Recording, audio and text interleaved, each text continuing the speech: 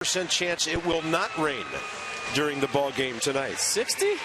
The Mets are hitting .237. They're ninth in runs, though, and Daniel Murphy is a hit machine. He's hitting .320 on the road. On a 3-game hitting streak, 6 for 13. Wears out the Nats. He did it again last night. On base 4 times. A couple of RBIs, 2 singles, a triple, and a walk. Get Daniel Murphy out in front of David Wright. You've got a good chance to beat the Mets. Doug Fister's arsenal: 2-seam fastball, slider, curveball change.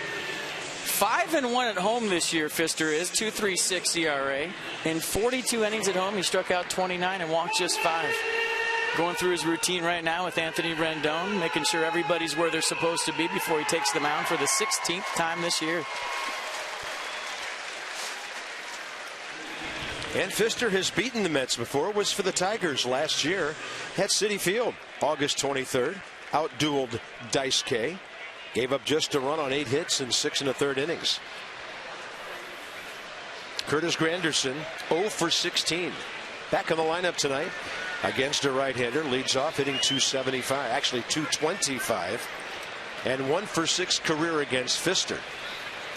So they know each other a bit from the American League. And a fastball right in there. We're underway at 7:06. Mets are 54 and 59. 7 back of the Nats. Pitch number 2 coming before we were ready.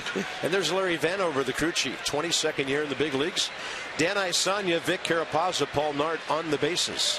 Veteran crew, a good one. That is right on the inside edge, 1-2.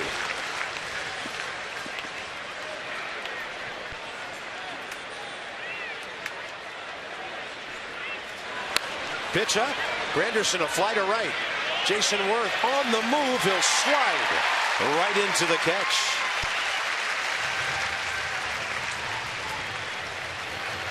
But we always talk about being ready to play from the first hitter of the game on, and Jason Worth just told you he's absolutely ready to play. It was a ball like this off the bat of Zach Wheeler that fell in last night, and Jason Worth on his horse early. Nice sliding catch. Took out a little divot right there. Nice skid mark in right field. Good play to start this one up, and Jerry Blevins obviously likes that.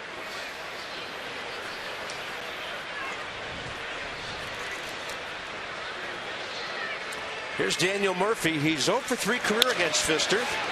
And circling behind it, Danny Espinosa getting the start at second base tonight to get his right-handed bat in the lineup. And set the defense for the Nats tonight. Jose Lobaton behind the plate. Wilson Ramos will be back shortly at the birth of his daughter. Danny Espinosa gets the start at second base. And I love Doug Fister before the first pitch of every game. He almost goes roll call with his infield. He goes to Rendon, points to Desmond. And the last thing he does, he's standing about 5 feet behind the mound, and he looks at Adam LaRoche. They make eye contact. They point at each other, and it's game on. I love it. Yeah, very nice with all the Coast Guard guys here tonight, too. All present and accounted for. Well, if you're a sinker ball guy and you rely on the ground ball, you better make sure your infielders are ready. I like it. Doug Fister and David Wright. It's a matchup that's never happened before right now. Inside out swing. David fouls it off to the right. And Doug Fister is ahead.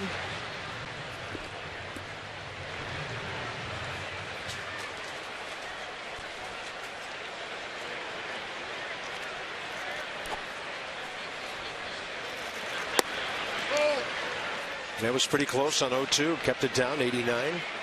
Well, he likes to elevate that fastball after he gets you looking down there. Pop one letter high. All right, let's see what eye levels he changes here. There it is, up.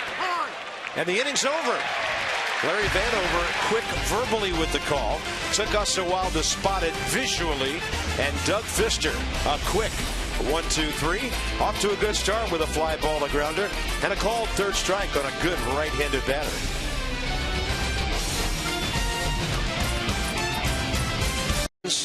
And Danny Espinosa career against Jonathan Neese. Maybe a pick to click tonight with a double. 5 for 12. Batting in the number 7 spot behind Harper. Ahead of Lobaton tonight. And that's the lineup that'll face Jonathan Nies, 3-1, 2.83 in 8 career starts against Washington. Yeah, 2-seam fastball, 4-seam fastball. He'll also cut it, so he's got a fastball that goes 2 ways and a straight fastball. Curveball 16% of the time, and he'll throw a changeup as well. 21st start of the year for Nies. And he's a guy with 2 strikes that'll like to backdoor that cutter to right-handers. You got to stay on it. He'll get you thinking about the inner half and then pop one outside late. So Nats have had their success against left-handers this year. We'll see how they do tonight. 27-year-old southpaw. Denard Span's 1 for 5 career against him with a base on balls. David Wright's on the grass at third. Span past the mound. The race is on. Murphy throwing across his body and doing it well for the first out.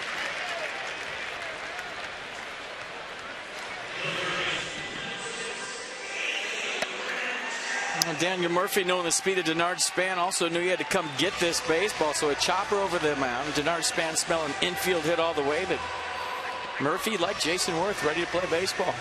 Nice play by the Mets second baseman.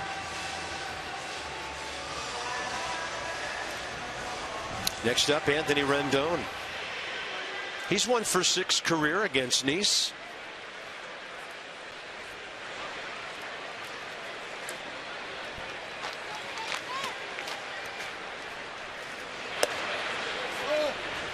Last night, the table setters, Span and Rendon, went 2 for 8. Had hits back-to-back in the third.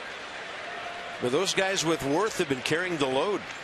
Somebody else is going to have to step up on those rare nights when these guys don't get a lot of hits. That one heading for the scoreboard beyond the reach of Juan Lagares. And Anthony Rendon is going to reach the 30 mark in doubles on the year with his 49th extra base hit. Oh, in honor of his 30th double, we got to drop a Tony 2 bags on him, don't we? Going the other way. This ball tailing away from Juan Lagares, a guy that covers tons of ground in the outfield. Good effort by Lagares, but he was really nowhere near it. I knew the fence was coming. So Anthony Rendon with a 1-out double, and there goes a no-hitter.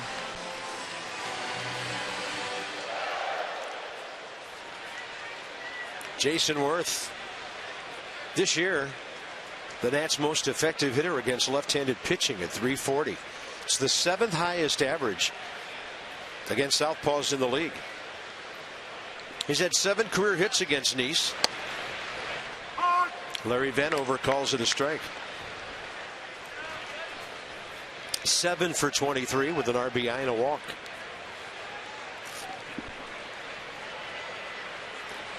Tanner Roark bested Jonathan Nies here on Friday, May 16th. That ball falling around third. Rendon, the Nats that quickly take a 1-0 lead. Great read. And the last time this pitcher faced the Nats in this park, Worth had a first inning RBI single. Well, we talk about knowing where your outfielders are playing. Checking your outfield, checking your infield before every pitch. Watch Anthony Rendon. He decides this is going to drop. That's with 1 out. He read it almost like there was 2 outs. Knew where the defenders were. Saw that ball was going to drop and made it easy for Bob Henley to send him. Great read by Rendon, and Jason Worth will take that hit every single day of the week and twice on Sunday. Watch Rendon. Just kind of squares up to the baseball. He senses it's going to drop and then finally just trusts it.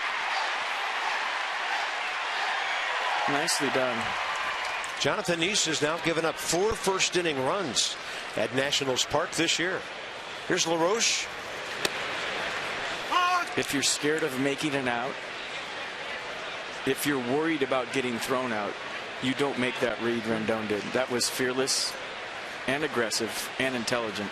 Well, Matt Williams said before the game today, we're not going to change who we are and how we run and how we play because of a play that happened last night when a guy made a perfect throw.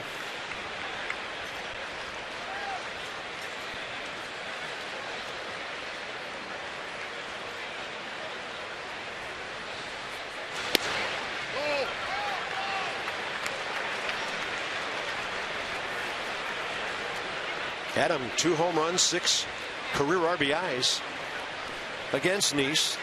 Skipper said a lot before the game today. I absolutely loved it. LaRoche jacks one to right center. See you later. A monstrous home run. The Nationals lead 3-0.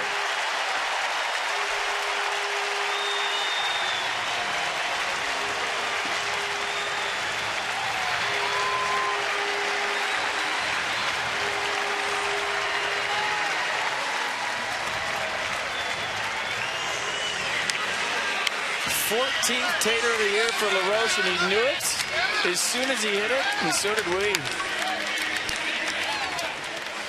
Nats jumping out to a 3-0 lead on the LaRoche homer. Watch the extension right here. Great balance, torque throughout the swing, throw the bat head, and gets a hug from his pitching coach because he staked Doug Fister to a 3-run lead. Look at that. Look at the balance throughout the swing. Head to the baseball. The high finish that is the patented Adam LaRoche swing. 14th of the year. 231st of his career. And a big inning for the Nats. Ian Desmond with a 1-1 count. And he hits it hard to center, right at Juan Lagares. That's a good sign. Good swing. Yeah, he's taking it right up the middle.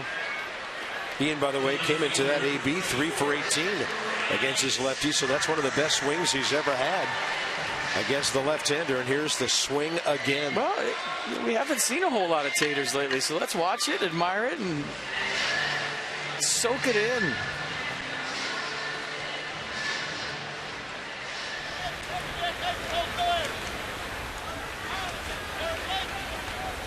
He just told the trainer, I injured that ball. Not that he would boast. His last home run was July 22nd on that Tuesday at Colorado against Rex Brothers, a left-hander.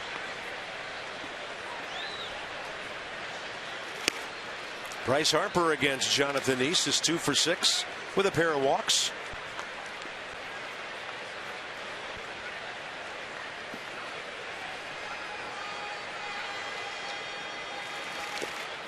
Ball 2. 10th homer Niese has given up this year.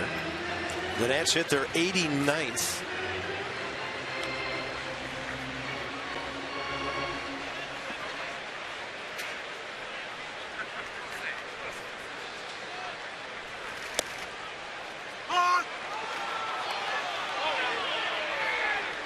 Now Larry Vanover, one of the more deliberate umpires with the visual strike call. Well, this is where Jonathan Niese needs strikes if he's going to stay in this game for a while, even though it's below the zone and didn't get the benefit of that call. He's got to get the ball down because he's had 3 balls hit right on the screws here in the first.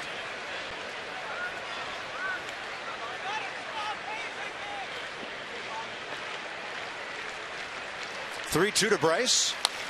And a bouncer right side. Niese late in covering, and so Lucas Duda has to do it himself with a dive to the bag. Rendon a double, Worth a single. Adam 10th pitch, and he faces Lucas Duda. Their first career matchup. Shift on. Danny Espinosa well out into right field. It's in the bullpen. Rendon's up the middle. Desmond home at short. That's Anthony right next to Vic Carapazza out there. And Fister misses up and in. 2 balls, 1 strike.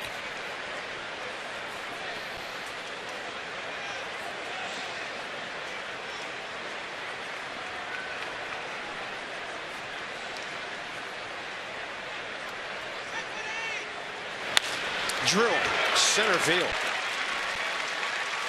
Lucas Duda, second hit of this series. All right, folks, remember our Washington, D.C. Lexus dealers are donating $250 to the Children's National Medical Center for every home run a Nationals player hits this season. So keep them coming. It's for a wonderful cause. Lexus, the pursuit of perfection. That's a my beard's better than your beard right there. First baseman. Slugging first baseman. Slugging lefty first baseman with beards in the same division. That's baseball. Go. 2 slugging first basemen on the same bag in the same ballpark. It is. Same division. Travis d'Arnaud, the catcher. Time zone.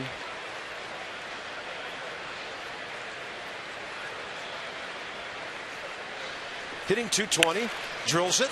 One hopper. Rendon, nice pick. Espinosa, nice turn.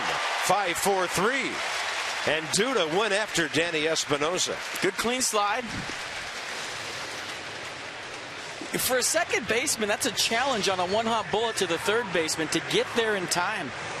Rendon takes a shuffle. That allows Espinosa to get there, hustled to the bag.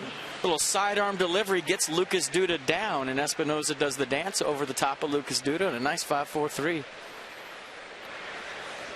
And base is empty in a hurry. Well, d'Arnaud hits into his 9th double play of the year. Here's Kirk Neuenhuis, the left fielder. They had a bunch of their lefties on the bench last night with Gio starting the series. Neuenhuis, tomorrow he'll be 26 years of age. He's been up and down with the Mets this year. 189 at the big league level last year.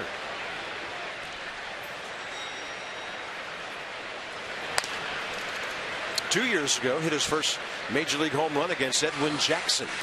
Duda going hard at his second base, but it's good, clean baseball by the Mets first baseman. And watch Espinosa avoid Lucas Duda, who comes to get him, but he drops down. And look at Duda. He's got to get down, or he's going to take one right in the coconut. Espinosa does the dance over the top. That's a great shot. I like that, dropping down. You usually don't see Danny do that. He's more of an over-the-top second baseman, but right there, the best way to get a runner to hit the turf is to throw it right at him. They'll get out of the way. 2-2 pitch. Foul tip into the mid of Lobaton. 2 innings. Doug Fister, 2 strikeouts. He's faced the minimum thanks to the double play and has a nice early lead. 15. Danny Espinosa goes up swinging. Bottom of the second underway. At bats, few and far between for Danny in the last week now since the arrival of Asdrubal Cabrera. But he is 9 for his last 29 with 5 RBIs, 10 ball games. Right-handed batting average at a season high 309.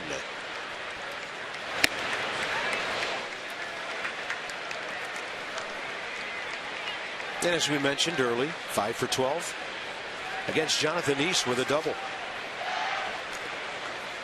Even though the Nats lost last night, they've beaten the Mets 5 out of 7 this year. They've split the 4 here.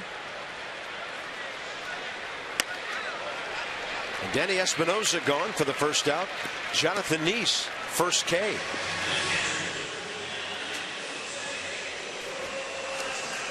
Inside the numbers with STG8. Now the Giants have the same number of wins the Nats do against lefties, but 7 more losses. Brewers like to pound left-handers, as do the Dodgers. And Miami respectable as well. 7 over against left-handed starters.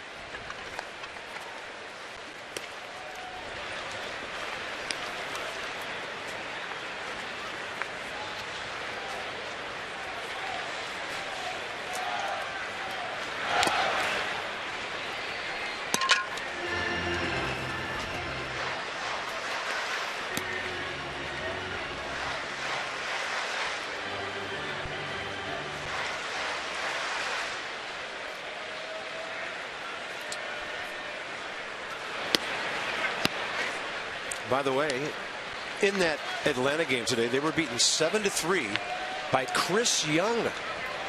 Julio Teheran took that loss. 8 in a row FP for the Braves on that road trip. That ball is going to take a hop right back to Murphy. For a moment, looked like it might move away from him. So the Nationals, despite not playing world beater baseball right now, 3.5 game lead, and they could tack on another half game tonight. Well, it's the biggest lead of any division in the National League, and like I said in the open, you know, the first response to that from the negative side would be it should be bigger, but it's still the biggest lead of any division. And you know, you hear all the talk about this should be better, that could be better, they're not playing well. You know, for me, an experience in a lot of this, it's about enjoying the journey and enjoying the ride and embracing the race, because before you know it, all it's going to be over and you're going to be wishing you had baseball again. So Everybody worried about, yeah, they should be 6 up, they should be 7 up, this guy's doing this, that guy's doing that. I mean, do you know how many teams wish they were 3.5 games up right now? Do you know how many cities wish they had a first-place ball club? Enjoy it, man. It doesn't happen very often. And if you're not enjoying it, I can't help you. It's pennant race baseball. It's time to start watching scoreboards. It's time to enjoy pennant race baseball and have fun with it. Is it nerve-wracking? Yeah. Does it make your stomach turn? Yeah. But that's part of the journey. Put your helmet on, put your chin strap on, and let's go. Let's do this. I am not at all disagreeing with you, but I do think it shows that our fans are knowledgeable about the game. They're breaking things down. Well, I'm not just talking about fans. I'm talking about a lot of different aspects of this. What else are you talking about? Well, just everybody in general. Okay. It's pennant race baseball. It's what it's all about. If you're a player, if you're a coach, if you're a fan, if you're a broadcaster, you got to absolutely love this and hope that it happens all the time, but it doesn't. That's why you got to enjoy it. I mentioned to Denard that it seems like fans are really embracing him in his second year with the team.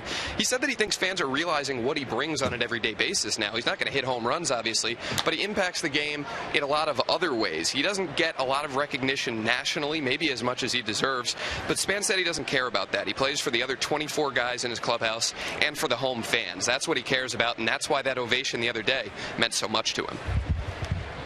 He's doing it all for this ball club right now. Both sides of the ball, and the added element, of course, base running, part of that offense. 0-1, and a ball bounces twice, gets to Danny Espinosa off the bat of Juan Lagares. STG Inc. takes us inside the numbers with Doug Fister and the staff. And obviously, we're talking franchise. All those other years are Expos years. So unprecedented success for the Nationals staff at home with the ERA, led by their mentor, Steve McCatty. By the way, that was Dan with our AFCEA sideline report, the Association for Global Security Professionals.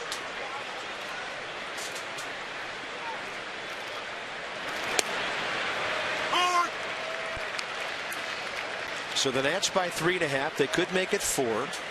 They could go to Atlanta 4.5 up as the Braves are done with their West Coast trip. And that is right in on the hands of Ruben Tejada. Look out in the camera well.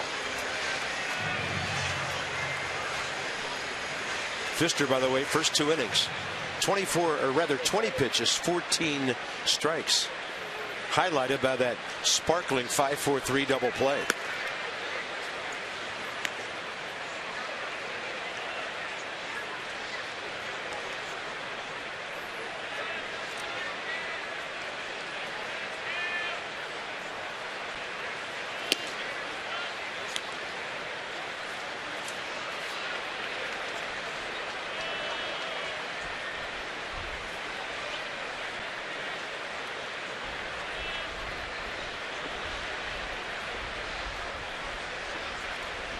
Two.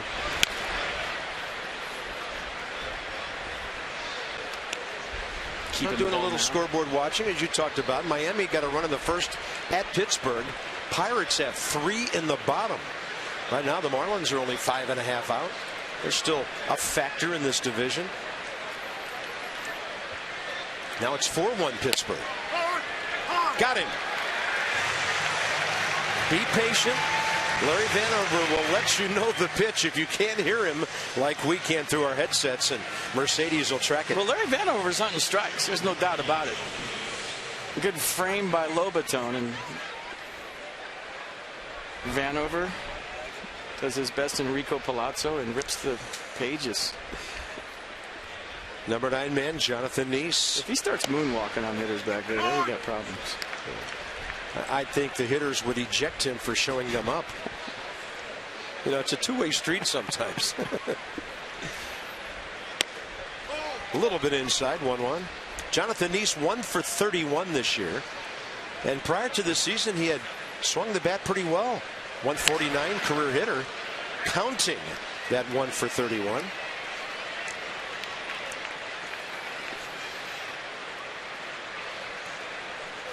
It's 13 career RBIs. 27-year-old lefty.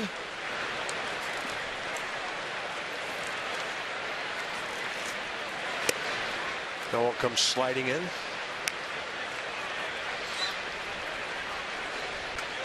Seventh rounder back in 05 out of Ohio. And Pfister goes after him and just misses. 3-2. That was better than strike 3 to Ruben Tejada.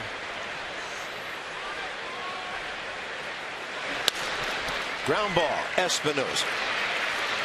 3 innings, 1 hit, 9 batters faced. So at a minimum, Pfister on his game tonight. Now, consecutive losses to the Orioles and the Mets. Span bounced one over the mound first time up. Daniel Murphy came into his right, made a fine play to throw him out. Denard shows bunt. Haven't seen much of that lately because his swinging hits have been so great.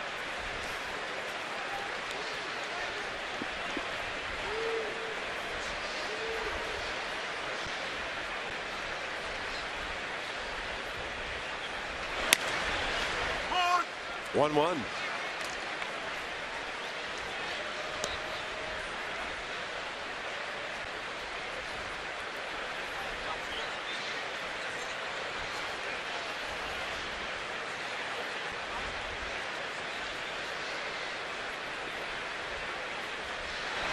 Span rips it to left field.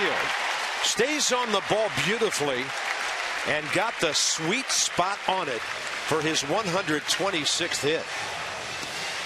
Reached base safely in 32 consecutive games and counting. 5 away from the league high. Longest active streak in the big leagues. And you wonder why Span squared around early. Well, there's always the threat of bunt, but then when you show bunt, David Wright actually took another step in. So he drew right in and then slapped it by him to left. Classic leadoff baseball right there.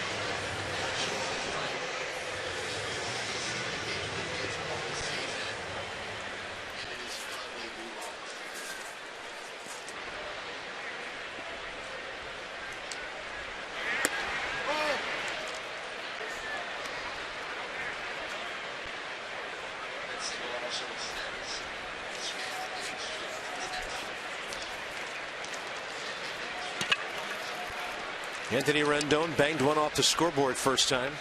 Really got the Nats going in the first with that 1-out double. Worth blooped one, dropped it into right center to drive him in.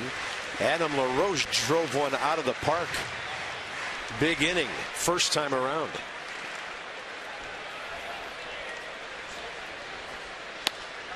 And by the way, that's a 10-game hitting streak for Denard Span. He's doing so many things. When I fill in his name in the leadoff spot in my book every night, there's hardly room to put everything in there that he's doing. It's crazy how good he's going. The best thing about all those things you just said might be that you fill in his name out in the leadoff spot in your book every single night. You know, I should just write it in for like the next 2 weeks and see what happens. You can't do that. Baseball gods will not like that. But, I mean, he's posting is my point. He's in there every day grinding. 3-1. Good take by Rendon on a close pitch. As we mentioned earlier, Worth wearing out left-handers this year. Anthony Rendon a pitch away from 2 men on for the number 3 hitter. Up the middle it goes. Nice play, Tejada to Murphy, and the Mets turn a sparkling double play of their own.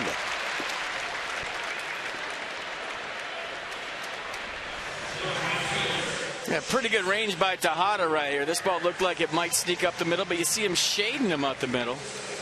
Good flip to Murphy, and once Murphy gets it, that's all she wrote. I mean, tailor-made double play. Denard Span couldn't even get on Murphy to slide. Look at the flip right there. Foot on the bag. At least a simple flip on that move looks awesome. Yeah, it's amazing how the ball just hangs in the air. Jason Worth, RBI number 63, first time up. About time one of those fell in for the Nats after all the flares we've seen fall in for the other ball clubs that have been in the park on this homestand. Jason now 8 for 24 career against Nice with 2 batted in. Good count for him. But the pitch way off the plate, 3-0. Yep. He's going. He's swinging if it's down the middle. He actually got the take last night on 3-0. 4 in a row. Worth to first base with 2 outs. 50th walk of the year. And he's on base for the second time for Adam LaRoche. Well, he got the Nats on the board. In the first inning, 14th home run of the year. Classic LaRoche swing. Classic LaRoche homer.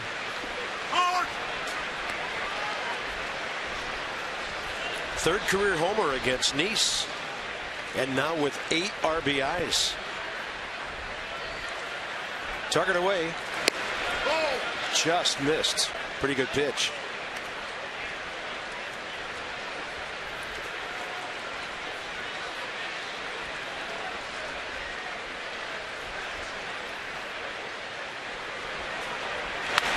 Adam got jammed, able to foul it back a bit off to the left.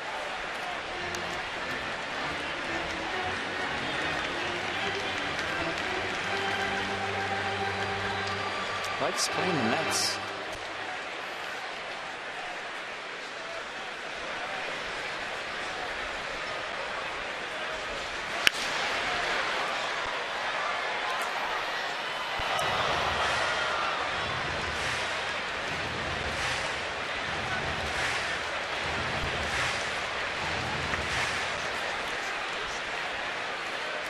Nats had just returned from Arizona the last time they played the Mets, and Adam was on the DL at that time.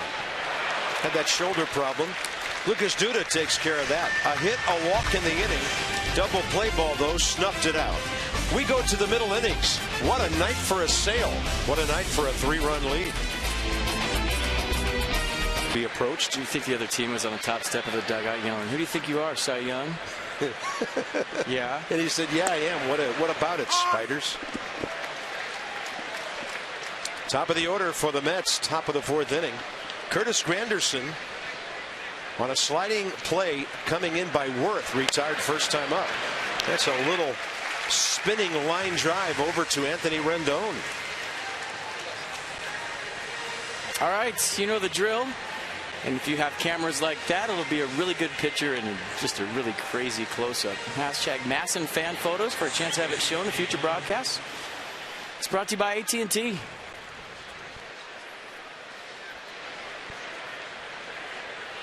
Here's Daniel Murphy, retired on a ground ball to Espinosa. First time up.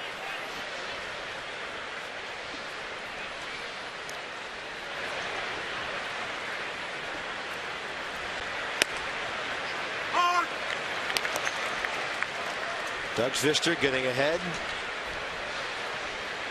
Working fast. Keeping his defense busy. 1-1 to Murphy, who leads the National League. At least. Yeah, still does with hits, 137 of them. And he's second in multi-hit games behind Denard Span and Hunter Pence. Inside the numbers on Daniel Murphy from STG. So since the start of last year, nobody in the National League as many hits as the Mets second baseman. Murph rakes. Yeah, one of those widely discussed players approaching the trade deadline. Nissan will track this one.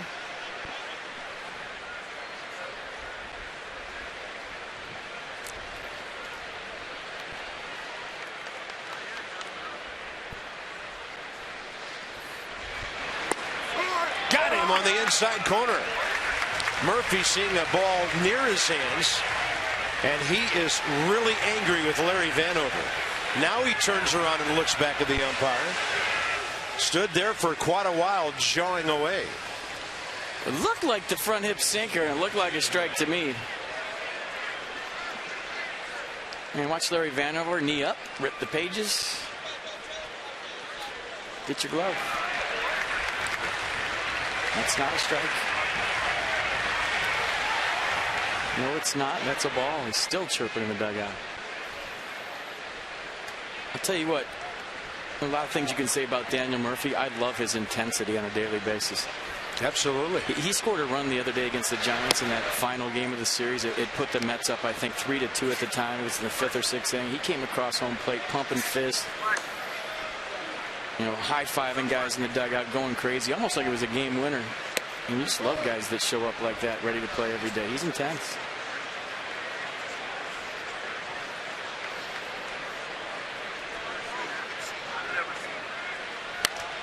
And a ball to right. Nobody with a chance for that one off the bat of David Wright. And he'll drop one in for the Mets' second base hit.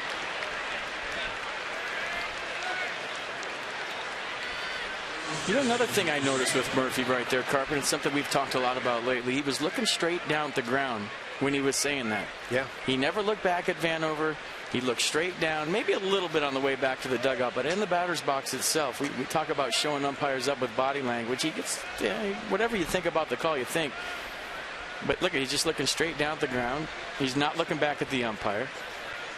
And that's what I always talk about, is you can pretty much say whatever you want as long as, it doesn't get too rated R.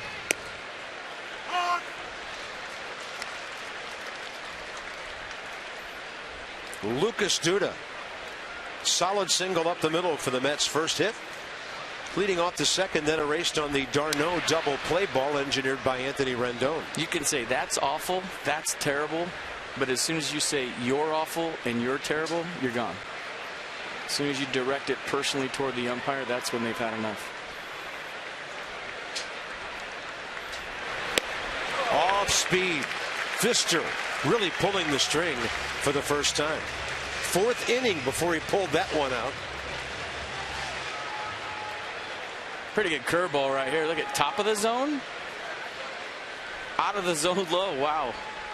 Lots of break on that 12-6 bender.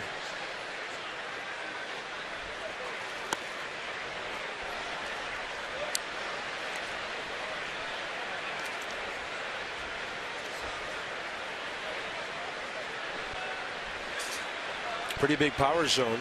Lucas Duda having a career year. Career highs in homers 20 and RBIs 62. Short lead by David Wright, but he was kind of getting a little walking lead. He stole a base here last night in the first inning after singling in the Mets' first run.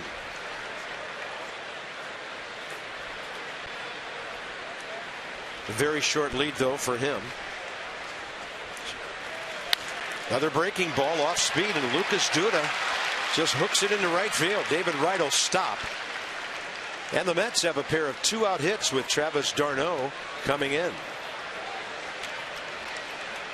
And don't forget, d'Arnaud may have had the hardest hit ball of the game for the Mets first time up. It turned into a 5-4-3 double play, but it was a one-hop bullet to Anthony Rendon.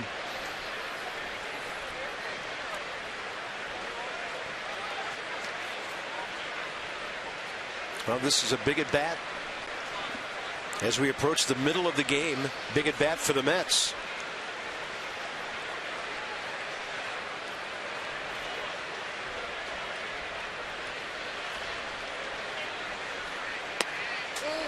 It's a good pitch. Yeah, he went changeup first time.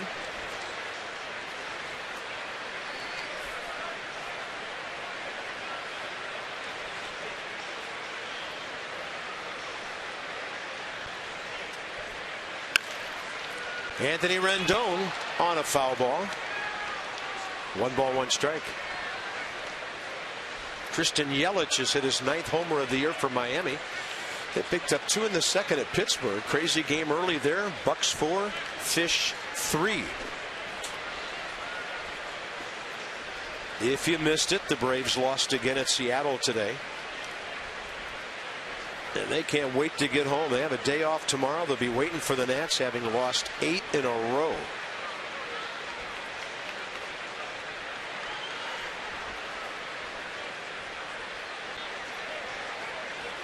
The last 0-8 road trip for the Braves was 1949, and they were the Boston Braves. So they got all the way through Milwaukee without that happening, and on to Atlanta.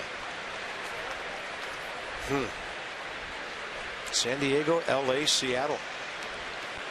2-1. That's on the outside corner.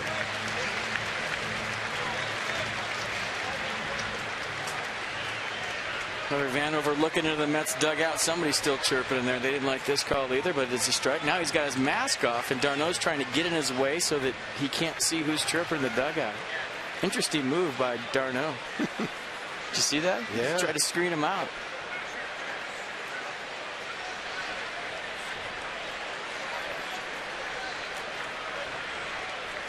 Two-two pitch. Up the middle. Espinosa over to get it. He can scamper to the bag and end the top of the fourth. So Pfister gives up a couple of hits. The frustrated Mets strand their first two. Nats by 3. It was me. Here's Ian Desmond.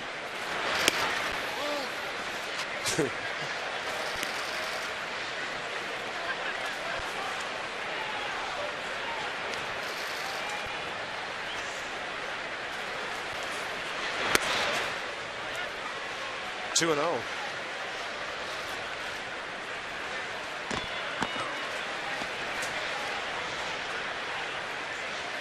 Desmond hit the ball extremely hard first time. Right up the middle, a hard line drive that carried to Juan Lagares. That was right after the LaRoche first inning home run. Yeah, most of his batting practice today was up the middle the other way. He was working on staying through the baseball and hitting it right back where it came from.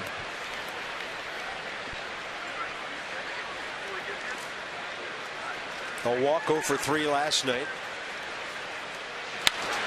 Off to the right side. Ian Desmond's last base hit was the 6th inning Saturday in the blowout of the Phillies.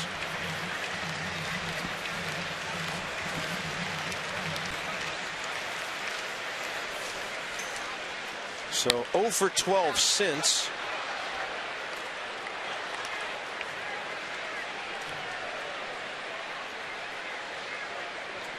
But Ian Desmond can turn it right back on as quickly as anybody when he gets a good swing or two. That's pretty good. It's going to carry, though, and it's going to be caught by Curtis Granderson, reaching to his left as he hit the turf. And a hard luck Desmond is 0 for 2. Yeah, 2 good approaches, though. 2 good swings. Up the middle the other way. There's your Cap Carp Nationals Cap Day. August 15th, 7:05 p.m. against the Pittsburgh Pirates. First 15,000 fans, 21 and over. There's a clue. Yeah, that's not a golf club holder, as you said last night. That's a bottle opener right there. That's it. Yeah, there you go. It's a good one. I'll tell you what, my gnome last night took that loss hard. It really did. Yeah. I had to cheer him up. He had a few too many cold ones, and he was just bummed. He waited all year for that. Like he was bombed. Well, that too, but he waited all year for that game. Bryce Harper hits it hard the other way. I mean, this is his only game of the year. He's 0-1. That's it. And they had to talk him off the ledge last night. Yeah, well, he had a great run until we had to play. These things are going for like $120 on eBay right now. Are they really? Gnome Mania. Catch it. Mine has issues, though. 1-1 to Harper. And Bryce looks at the breaking ball outside. Pulled the ball hard. First time up, Lucas Duda made a good grab and beat him to the bag when Jonathan Neese did not cover. Then a 2-1 to Bryce. Target away. Kind of step into right field on that swing. No way he's going to get to that.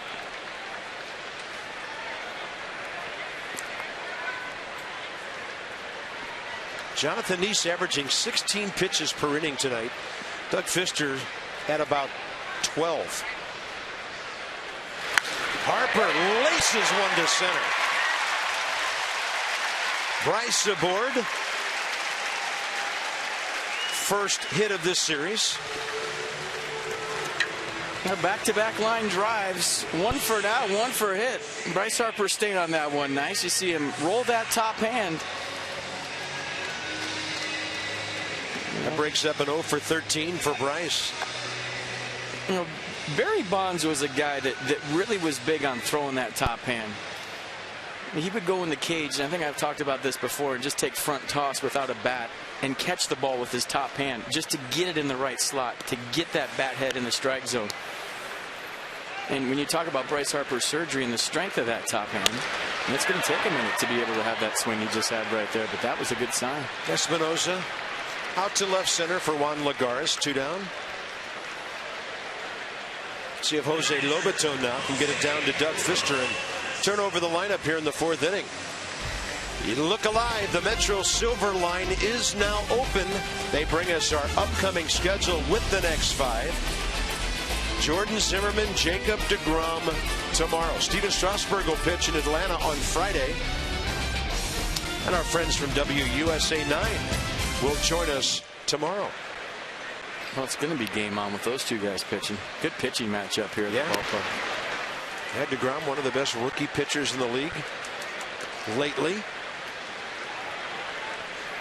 There's Jose Lobaton, who bounced out to Murphy at second base first time around.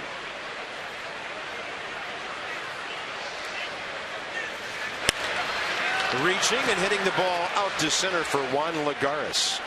Bryce Harper, a 1-out single after a well-hit line drive by Ian Desmond, who's a tough luck 0 for 2. On to the 5th inning down there at Nashville. 2 strikes. Some of those could have went either way. Kirk Neuenhuis leads off top 5 for the Mets. He was late for an overpowering 80-mile-an-hour changeup. Struck out swinging first time. And Fister goes off speed again. Adam LaRoche will have it over to his pitcher, the ex-first baseman, waiting for that throw. You can enjoy Freedom Fireworks one more time, I believe, Friday, August 15th, after the Nats play the Pirates. Military pageantry, patriotic theme music. The U.S. Air Force Honor Guard drill team will be here. What else do you want? Fireworks after the game, August 15th against the Buccos.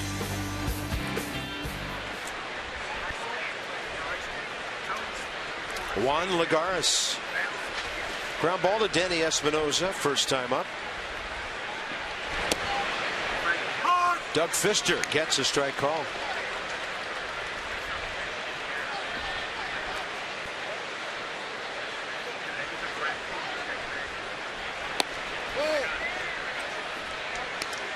Starting to mix in. A little more off speed here and there, middle of the game. But you get a veteran guy like Doug Fister that controls the game, controls the strike zone. If he knows he's getting 2-3 inches outside, he can execute that. A couple of guys in Atlanta used to do that. Yeah, maybe a younger guy, he gets a wide strike zone, really can't take advantage of it because he doesn't really know how to with his mechanics and being able to carve. But Doug's a guy that definitely can. If Larry Vanover is going to give him a couple inches inside, outside, or it looks like to the left-hand side of the plate.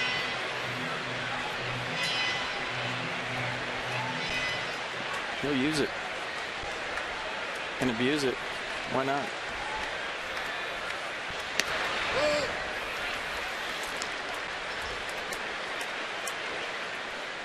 Doug Fister, career 54 and 53.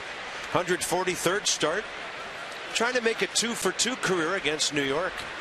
Payoff pitch with 1 out. Swing and a miss. 89 boring down on the right-handed batter. Nasty. His 5th strikeout of the game. Mercedes will track it. Watch the sink, the true sink on the fastball. A lot of times you throw the term sinker around, it just runs into a righty. Look at that, going down and running into Lagares. That's a tough one to get to for any right-handed hitter. What a good pitch right there by Fister. Out front, on top. Strike 3. Ruben Tejada, the number 8 man.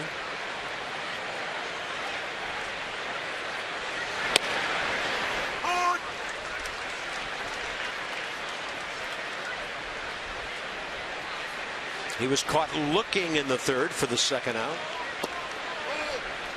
And of course, Fister, as any pitcher would, knows who's on deck. Wants to throw some quality pitches here and hopefully face Jonathan Neese in the 6th. 1-1 the count with 2 outs. Outfield around to the right a bit. Good curve. 73 up in the zone. I mean, Tejada locked up. you can turn to Larry Vanover and argue that pitch and say it was high and low. High and low. He says, I split the difference, and it was strike 2. Desmond gets rid of it, and a really good 1-2-3 inning. Taking care of business at the bottom of the order is Doug Fister. He'll lead off when we come back. Oh, my gosh, folks. You've been doing that a lot lately. Are you getting stuck on the silver? Could you say Washington I'm waiting for the Nationals? tape room to cue me, and they never do. Well, you've been doing it during the game. We're just giddy with a 3-run lead. Admit it. And Doug Fister dealing tonight. It's Fister to you. Doug, first time up, ground ball to short.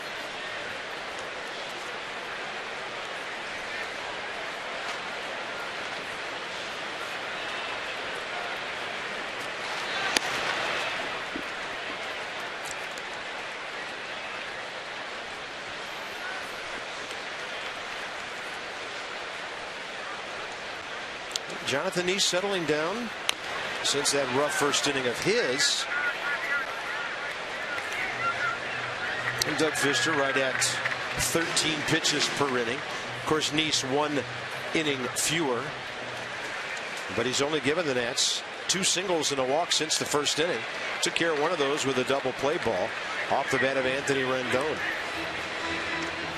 Jonathan Nice is 27 years of age, 6'3", 218. He has a career record of 48-47. And his opponent is making him throw a bunch here.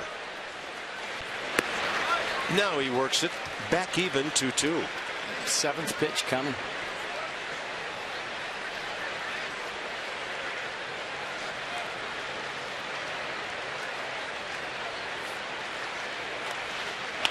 Fister. This one chased by David Wright, and no way to get there. Doug Fister would appreciate that effort by David Wright on the foul ball. Yeah, if he was pitching, he probably would have been right over there with him. Good effort by Wright. Slides knowing that he's not going to catch it. Fister swinging a miss. But he made his opponent fire some bullets there. And that's strikeout number 2 for Jonathan Nice. Inside the numbers from Jeep, Denard Span coming in.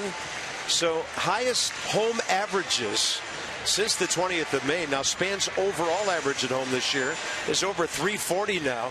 But since third week of May, going crazy at 415.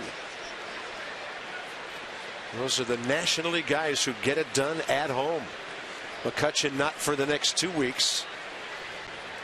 And when the Nats come home a week from Friday, he won't be available then for the Pirates either.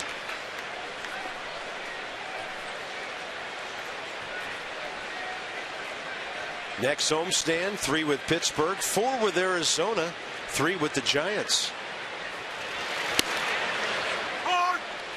Arizona's the new Atlanta this year as far as policing hit by pitches and guys getting drilled and home runs and all that stuff. Yeah, just ask the Pirates. Denard Span 1-1.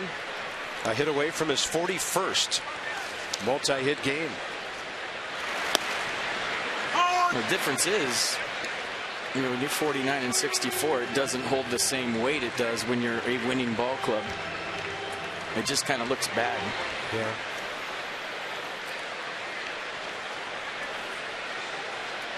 Well, they got off to a horrible start. They've never recovered. One ball and 2 strikes to Span.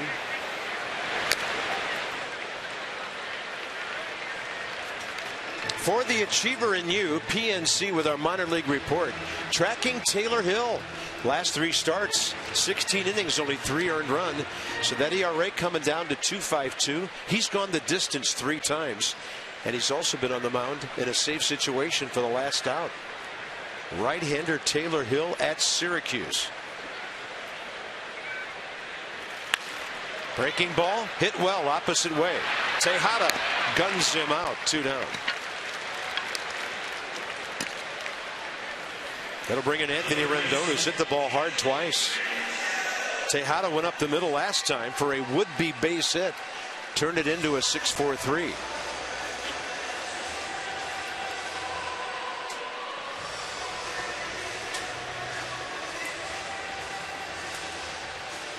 Well, and he's settling down, and Matt's trying to add on, get to that magic number 4. And don't forget about that graphic we showed you when we came on the air. When Doug Fister gets 2 runs, he's almost unbeatable. Not almost. 51-6 when they score 4 runs or more. Doug Fister 10-0 when he's provided with 2 runs or more support. So I think everybody in a white uniform would be a little more comfortable with that 4th run.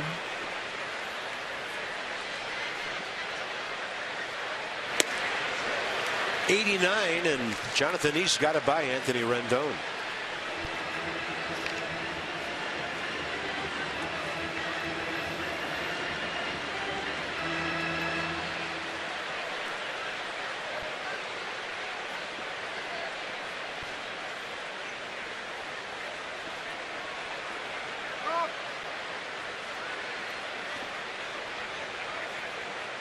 I like Rendon stepping out right there. He wasn't ready. Looked up. Nice was going. That ball hanging. He bangs it into the left field corner. And Anthony Rendon's going to have another double tonight. This will be number 31, and he reaches 50 extra base hits. He's done a great job of staying on the curveball. You get a guy like Nice, he gets into a little bit of groove. You break up his tempo, you step out, then you get back in the box and you drill a double down the left field line. Just a pretty swing. The consistency of this young hitter is just amazing. He had 23 doubles all of last year. I think the balance, we always talk about the bat quickness, and that's obviously something you really can't teach. His bat is so fast, but he's never really off balance when he swings. Even when he's fooled, like right there, hands are back, you know, weight 50-50, not falling forward, not all over the place, under control, and just throws the hands a lot like Denard Span with 2 strikes. 31 extra base hits all of last year for Rendon. Of course, he only played 98 games. It was a very solid major league debut. And he is going way above and way beyond as a second-year guy. That ball smothered by Travis d'Arnaud. 1 ball, 1 strike. He keeps doing what he's doing next year. He's not going to have to sweat out any computer vote to get to the All-Star game. He'll just be there.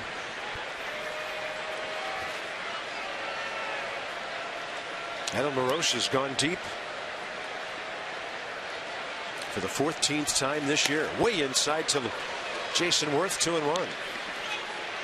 You know, that LaRoche homer has provided some protection to Jason Worth right here. 2 outs, first base open, lefty on deck. Nice might think about pitching around Jason Worth, but because LaRoche hit a 2-run home run the first inning, Jason Worth may see something to hit.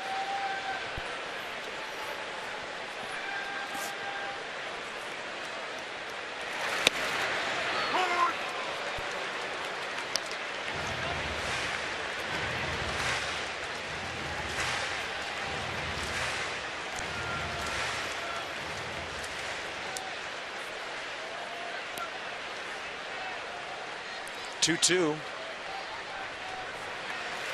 And Worth hits it hard the other way. Daniel Murphy acted as if he knew what pitch was coming and where it was going to be hit, seemingly moving in that direction on the swing. Now Jonathan Nice against Doug Fister, who just threw his 44th strike of the night, 66 pitches, 2 out of every 3 in the zone. Jonathan Nice grounded out to second, first time up.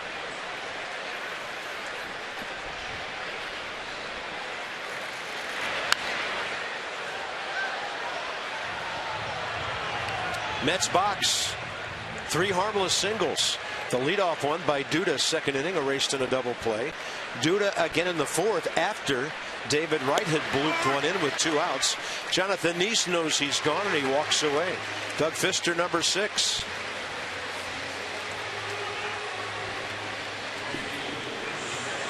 All right, folks, the DC area Toyota dealers want to help children and their families by making a donation of $37 to the Children's Inn at NIH for every strikeout by a Nats pitcher this season.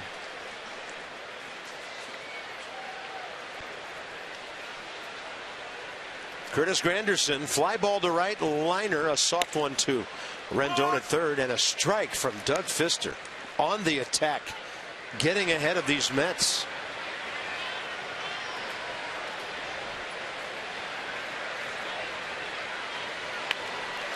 And Granderson lays down a base hit bunt. Just beat it. Outstanding play by Rendon to make it as close as he did. Looked like he beat it. Pretty good play by Rendon to make it that close. Bare hand play thrown on the run.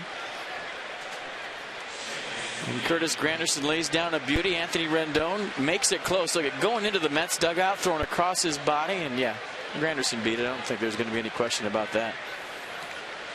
Well, that's what you have to do sometimes when you're 0 for 18. Curtis Granderson gets a hit. There's Daniel Murphy, who's 0 for 2 tonight. And at odds with the home plate umpire, Larry Vanover, the last time up. Let's see if his strike zone's a little bigger this time. This could be interesting. I don't think he cares.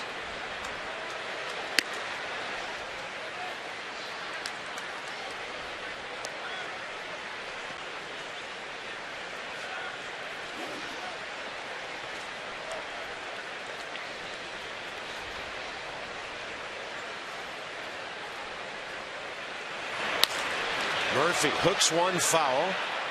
He can hit. That guy's making some kind of contact these days. I mean, that was a good pitch by Fister. Obviously caught it out front a little bit too quick, but man, just a short, compact swing, and yeah, he can hit. Came in hitting an even 300. 31 doubles, 39 multi-hit games. He's spread out. Good balance. Look at his stance. It's not like this is anything new. He's a 290 career batter. He can hit. And now Daniel Murphy gets his first knock of the night. And just like that, with David Wright coming in, the Mets have the tying run in the batter's box. Look how still the head is, staying behind the baseball. We showed you the stance spread out. Look at the balance. Look how still the head is. Not even moving. And that allows you to be consistent with barrel to the baseball.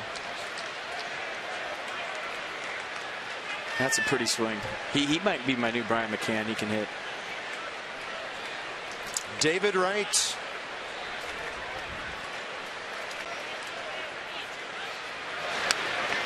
He was thinking, let's tie this thing up. David's hit 8 homers this year, driven in 54. Blooped one in last time down the right field line.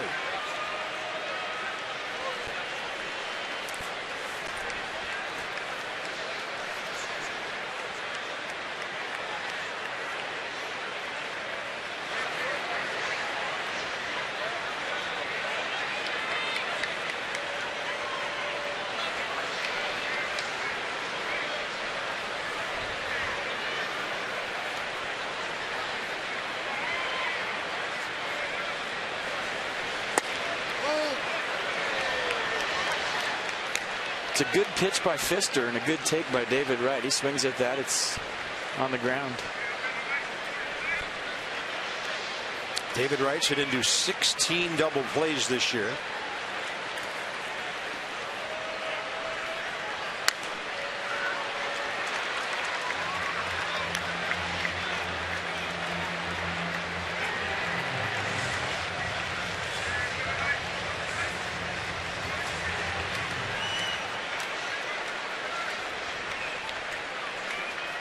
Well, Granderson got this started with that bunt base hit. Got dug off the stretch. Hadn't been there in 2 innings. Murphy got the hit. David Wright fouls another. And the count 1 ball, 2 strikes. Fister's teased the top of the strike zone with the last 2 fastballs. And this might be a case if you triple up with it and go higher than high now. Climb the ladder just a little bit. I'm saying it like it's a video game. But if you can execute it, like a neck high fastball, you might get him to chase. That's a front door curveball that stayed inside.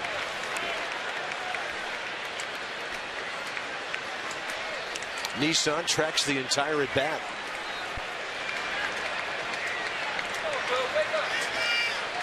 Green bad, red good.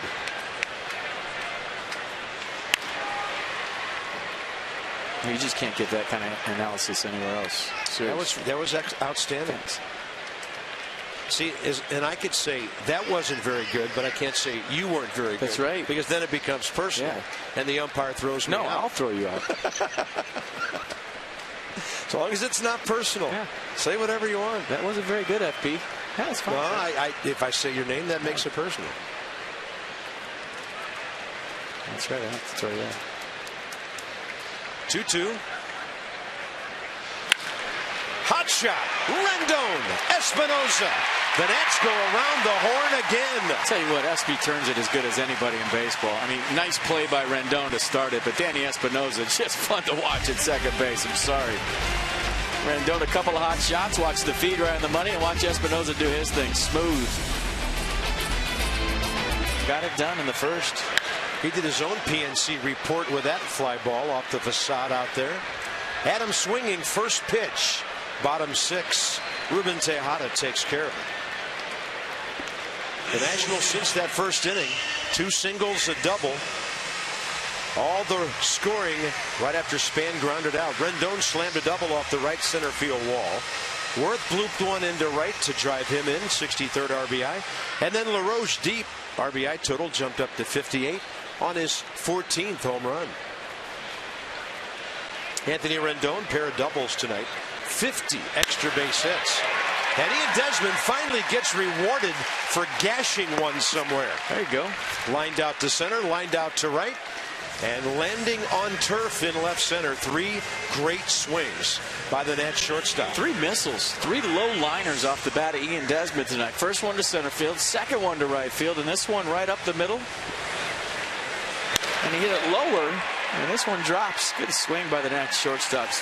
3 good approaches tonight from Ian Desmond. Like I said in BP, everything was up the middle the other way, and you see the results. The Nats need him. The Nats need Harper.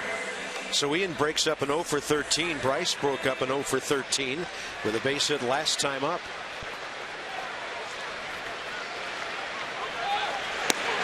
Desmond the jump, and he's in there easily. Stays on the bag, and Ian Desmond swipes his 12th of the year. 8 more stolen bases, 3 more home runs, and it's back-to-back-to-back 2020 seasons for the Nationals shortstop. And he had that bag ripped. The only thing was, you got to get back to the bag. Going too fast. Well, what a great way to set up the opportunity to get that 4-run lead we're looking for here. That's outside to Bryce, and Harper has a count of 2-0.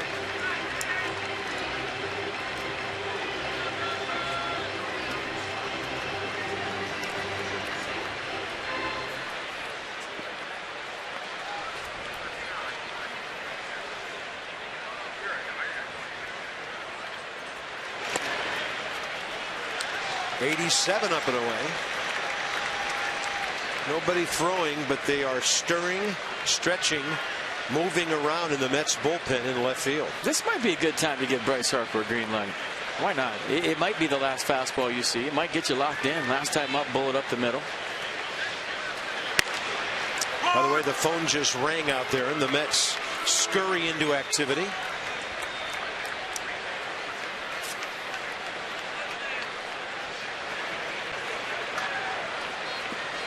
Buddy Carlisle just popped up, and that's his first toss. 3-1. Harper drops his bat, and he'll have to come back.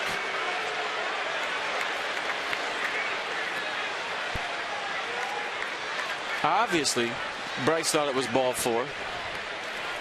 Pitch track thought it was ball 4, and Larry Vanover is the only one that counts. He thought it was strike 2. Pitcher friendly zone all night. 3-2.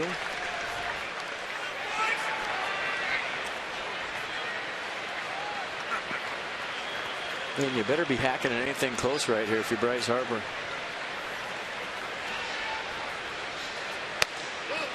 That's ball 4, Larry Vanover says.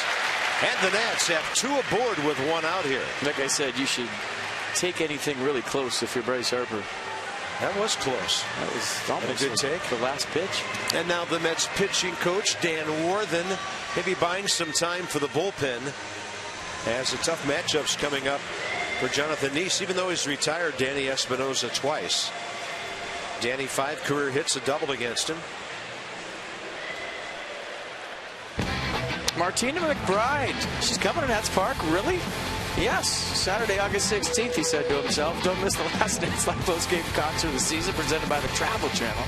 That's free with your ticket. So you get a concert for free after the game, and it's going to be her.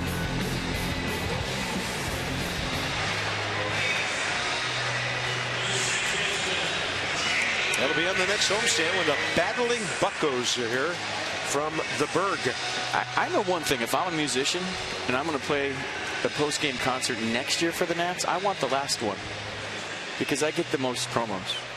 Remember Dirk Benton a couple years ago? I mean, he had to miss it because of an unfortunate family incident, but that's right. He got like $8 billion, I believe, was the number. I totaled it up. We gave him $122,000 worth of free ads. Yeah. Just you and me. And he lived up to it because he was fantastic. Danny Espinosa. Strikeout swinging to lead off to second. Fly ball to center, second out in the 4th. And a spot here in the 6th to break this game open for the Nationals. He just needed an add-on. He scored that 3 early, couple more, and that's how you get teams to kind of roll over. Big gap right center. Pitch up and away, 1-1.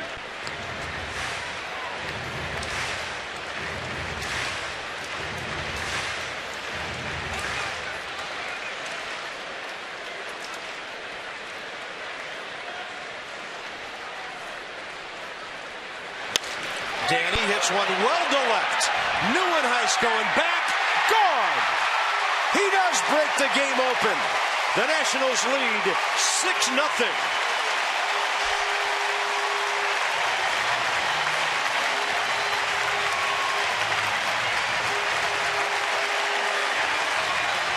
That's number 7 for Danny Espinosa. His first home run since May 12th, and it's a big one for the Nats. How good does that feel for Danny Espinosa? How good does that feel for everybody in the first base dugout? A guy that hasn't said a whole lot since the trade to get Cabrera. Look at Cabrera there. High-fiving guys. This keeps working behind the scenes, and it pays off. He keeps doing stuff like that. He might play himself into a straight platoon with Asdrubal Cabrera. I mean, he's looked sharp at second base today, which isn't easy when you're not playing. He looks sharp right there with a 3-run tater. Lobaton smokes one just foul. So the Nats finally make it to 90 home runs. First time they've hit 2 in a game in quite some time. And Danny Espinosa's RBI total jumps up to 25. What a sweet piece of contact that was.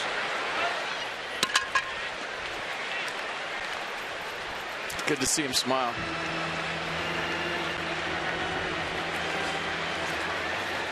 Last time the Nats hit 2 homers in the same game, July 13th.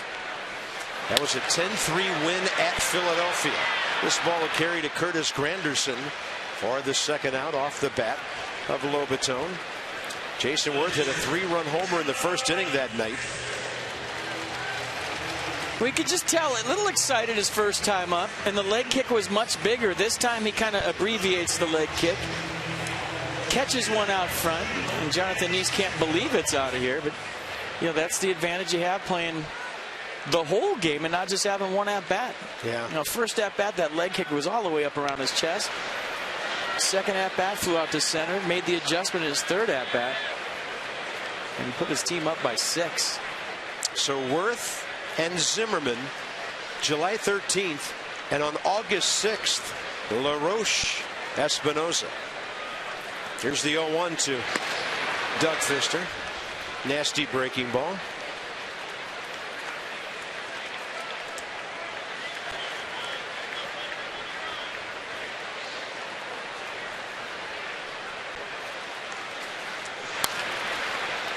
puts it in play. Right side, Lucas Duda. What a good inning for the Nats. A base hit by Ian Desmond, who's hit the ball hard 3 times tonight. Bryce Harper works a good walk. And then Danny Espinosa loses one to left field. His 54th career home run. The Nats by 6.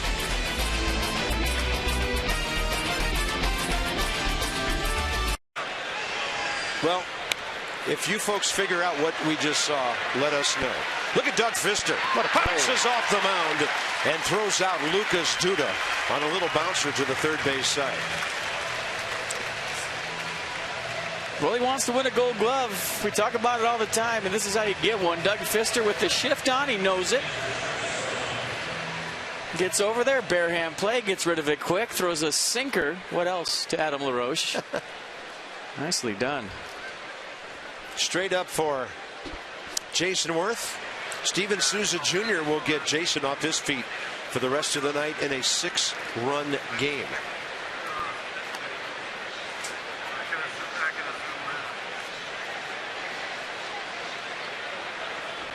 One out, top 7. Here's Travis d'Arnaud. He's hit the ball on the ground twice, once hard into a double play. And then the bouncer up the middle, Danny Espinosa, went to the bag unassisted to strand 2 runners in the 4th.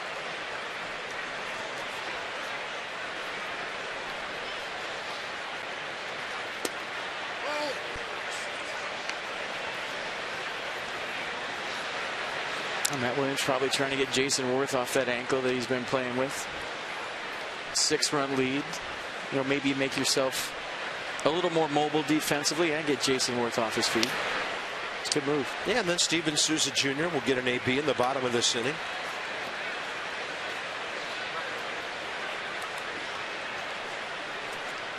Tearing it up at Syracuse. Just crazy good numbers down there. With the batting average, the on-base percentage, the homers, the extra base hits, and a ball hacked out to left by d'Arnaud. Bryce Harper drifting. He's under it. 2 down. All right, we promised you earlier in the game. Here's your AT&T fan photo. A couple of buddies at the ballpark. I like it. Right down the left field line, having some fun at the yard, and I'm just going to say she's a lifeguard. I don't know why.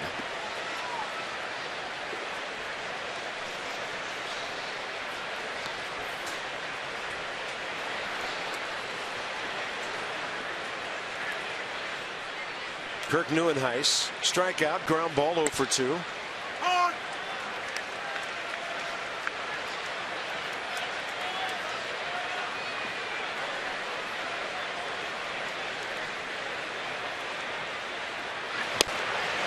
That is buried down and in to the left-handed batter. Doug Fister looking for number 11 tonight.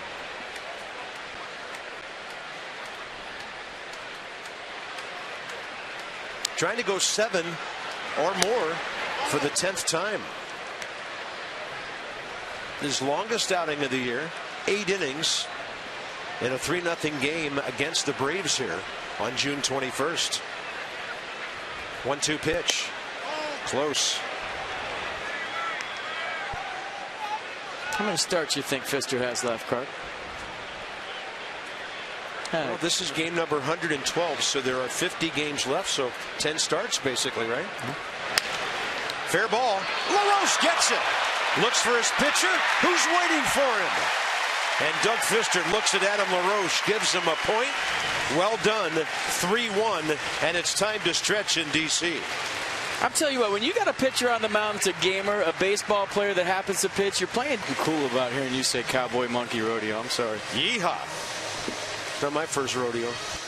That would be, though.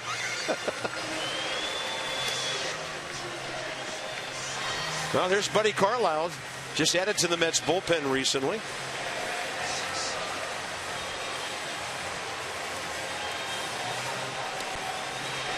Minor league free agent contract, February 18th.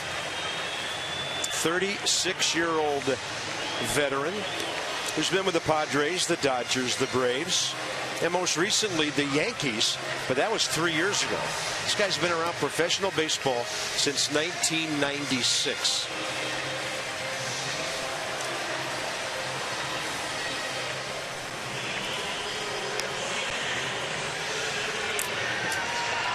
So we'll check the matchups here with Denard Span leading off the bottom of the 7th. Crowd of 26,701 settling in.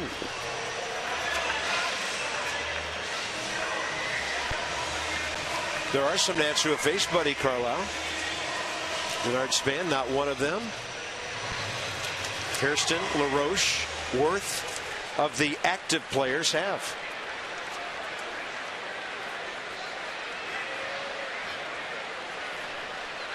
Well, Denard Span 1 for 3 tonight. Ground ball to right, to the right side. Base hit to left, and a hot shot to the shortstop last time. Inside edge, strike 1. A four-seam fastball 92. He'll sink it at 91. He's got a cutter in the high 80s, curveball 74, and a change at 86. It'll be Span, Rendon, and Souza for the Nationals, bottom 7.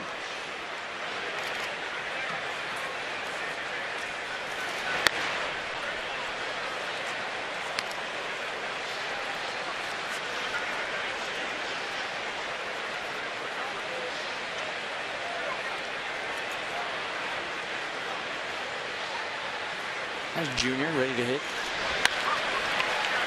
Right side, Daniel Murphy. Inside the numbers with Jeep, with Rendon coming in. So since July 1st, Anthony Rendon has scored 26 runs now. He leads, well, he did lead the National League until yesterday in runs scored with 78. Hunter Pence at 79. You should sell that at the concession stand. That's a Nationals trout sandwich right there. Look at that. See Mike Trout versus Clayton Kershaw last night. That was good stuff. Got a couple of knocks off Kershaw. Kershaw got him on strikes third time. They're talking about a Southern California World Series down there. Yeah. Well, there's a lot of regions that are talking about World Series with their American League and National League team. Bay Area, Beltway, SoCal, and Beltway. Yeah.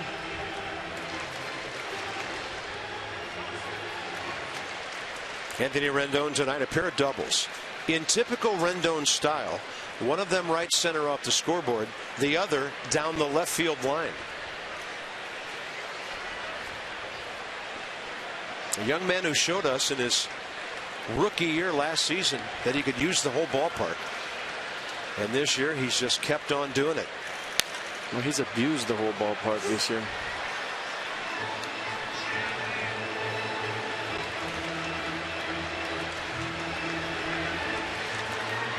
Last year, as I mentioned earlier, 98 ball games. 351 at bats, hit 265 as a rookie. But I didn't hear anybody say, well, we need to see him for a whole season before we know. Nobody said that because they just liked so much of what they saw last year, and so did we. We couldn't wait to see him for 150 to 160 games. Well, he got stronger. That's been the difference. He dedicated himself in the offseason to putting some weight on, getting stronger, and you didn't see 20 home run pop last year, but you do now. There's some pop, right center again, and Juan Lagares cruising to it in the gap. He's a tough out. The double play ball he hit in earlier tonight was hard hit to short. Okay, it's your MASN word of the day, and it's rundown. Text 29292 for your chance to win lunch with Matt Williams. Stay tuned all week long for more chances to win. Rundown.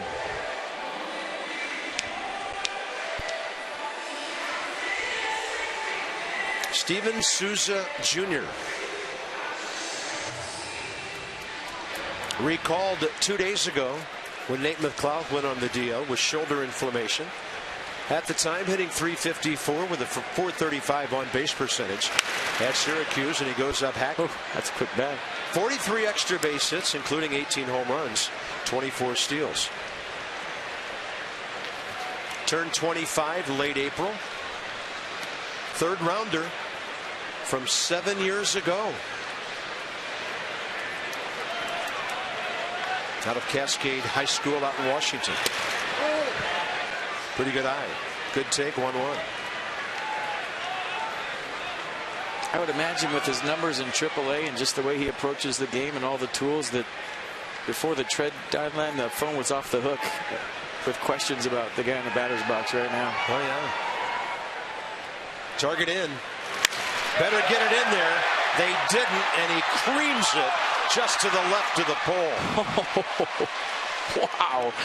You talk about a quick bat and a ball getting out of here in 2 seconds. My goodness. Oh, you just got a glimpse of what Junior brings to the table. And that's up on the concourse. That's up on the concourse. And watch how fast this swing is. Wow. It really didn't have that much hook on it. And Souza kept running to first base. He wasn't sure it was foul. That's the most exciting foul ball of the year, folks. They had to call him back from beyond the first base bag.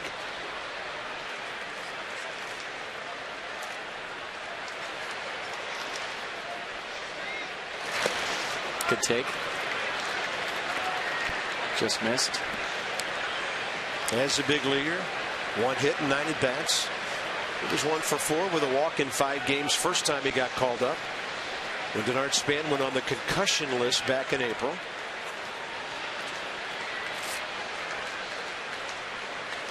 Came back when Bryce Harper hurt his thumb.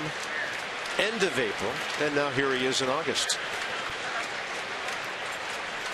I don't think Buddy Carlisle is going to try anything middle in anymore. 2-2 pitch with the bases empty, 2 outs. Well, we might have found somebody as quick from A to B as Anthony Rendon. Look at that. That's a short swing. That's a powerful swing, said Captain Obvious once again. That's exciting. I want to see him try to get in there again.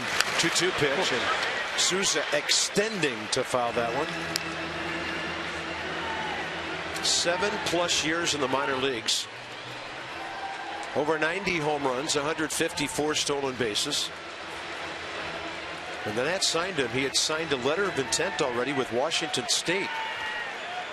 And one of the Nats' great scouts up in the Northwest, Doug McMillan. He was the last player signed by Doug, scouted and signed. Doug passed away shortly thereafter. His legacy lives on with Steven Souza Jr. Lagares takes care of the fly ball. 1-2-3, go the Nats with a little bit of noise in the 7th. Now, Doug Fister back to work. How can you not enjoy this? Well, Doug Fister sets the tone early. Comes out in the first inning with a 1-2-3 frame on 9 pitches, 7 strikes. And here he is, 7 innings later, trying to at least equal his long outing of the year. Juan Lagares, Ruben Tejada, and then a pinch hitter for the Mets. This is over the dugout, and the closest fielder is the pitcher. Doug Fister in foul territory, chasing that foul ball. He's into it, man. Game on. It's a good thing he's communicating right here because, you know, everybody's going for this ball that's 30 rows back. You just don't want to crash into anybody going over there. Love it. Absolutely love it. You know, he is so old school. In a lot of ways, it's something new. He just does things that we don't see from anybody else. Pretty good jammage, and then fighting it into right field is Juan Lagares. First base hit tonight, and his 2nd of the series. All right, fans, follow every Nats game with MLB.com at bat on your favorite mobile phone or tablet. Get live look-ins, instant replay, scores, stats, audio, free MLB.tv game of the day, and more. Download on the App Store. Visit Nationals.com today, tonight, tomorrow, yesterday. Ruben Tejada called 3rd strike in the 3rd. Ground ball to short to end the 5th. Swing, says Dan Isanya, down at first base.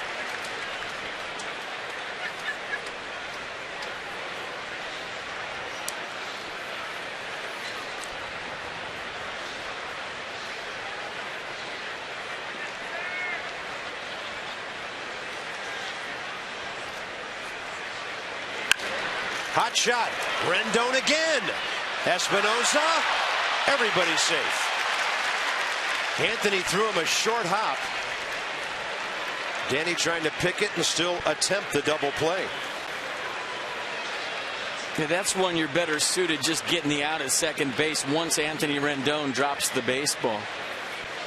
You come across and almost play like first baseman right there and just stretch and get the out. Once he drops the ball, it's going to be tough to turn, but you got guys that are that good trying to make the spectacular play. You can live with that once in a while. It was coming from a good place. He was trying to turn it, but with the speed of Ruben Tejada, I don't think he would have, even if he does pick that clean.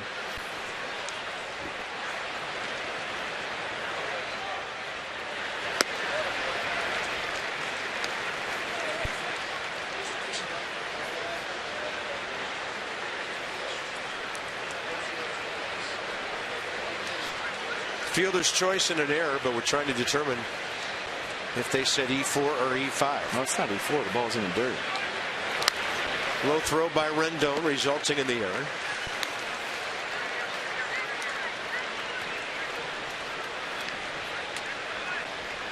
And Eric Campbell, rookie outfielder, started the ball game last night. Came in hitting .319, but he went 0 for 4.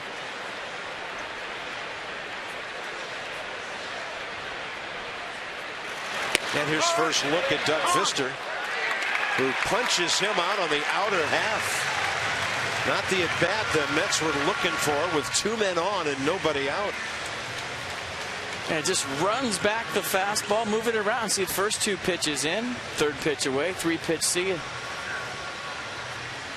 Not going to do it for Doug Fister. Matt Williams out of the dugout. That was pitch number 101. What do you got?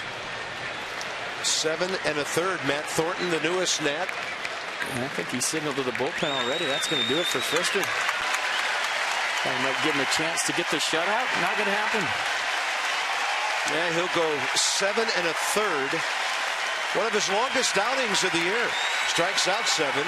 And Doug Fister, a 6-hitter, 6-0 walk. About an hour after the trade from the Yankees here to the Nationals, as he tried to wrap his head around that deal. He didn't expect it to happen before the non-waiver trade deadline, much less after it. But he says he's a very loyal guy to organizations that are loyal to him. He's excited to join the Nationals, and he was acquired by the Red Sox last year in July. Was left off the postseason roster. He said that really has motivated him last offseason and coming into this season. He wants to get back to the postseason, and he's excited to be here with the Nats.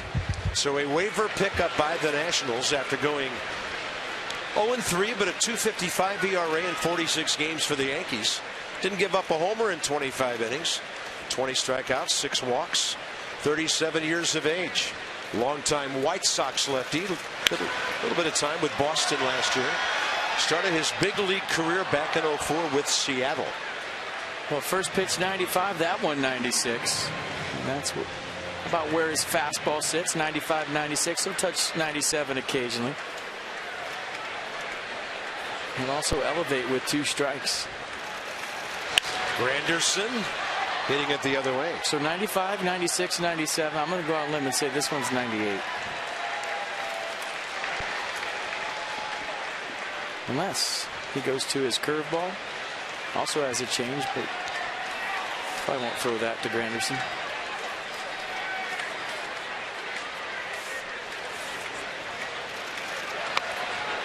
Oh my gosh. That's close to the hands of Curtis Granderson. Well, he threw that fastball away, and Granderson was diving out there to protect the outer half of the plate at 97, and that was a hit or B hit. Look where this ball hits. Right on the handle. Ball's got pine tar on it wherever it went. Granderson pops it up. Bryce Harper in left. Runners are holding. 2 down. This would be some matchup here, huh? Lefty-lefty.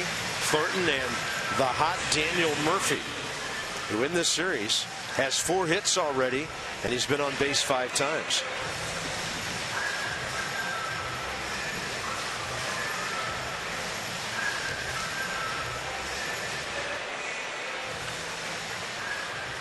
Pretty good heater, right? 96, 97. Sure does. 0 ERA in 3 games for the White Sox in the division series 08 against Tampa Bay. He made the All-Star team in 2010 when he had a 2.67 ERA for the Sox in 61 games. Struck out 81 in 61 innings that year. This is a live arm the Nats have added to their bullpen. And a guy at his age who's been there, done that. By the way, 101 pitches, 69 strikes for Doug Fister in 7 1/3.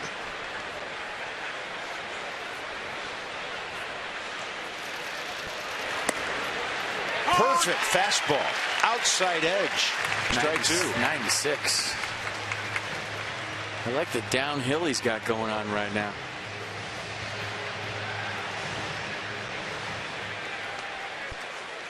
Have gun will travel.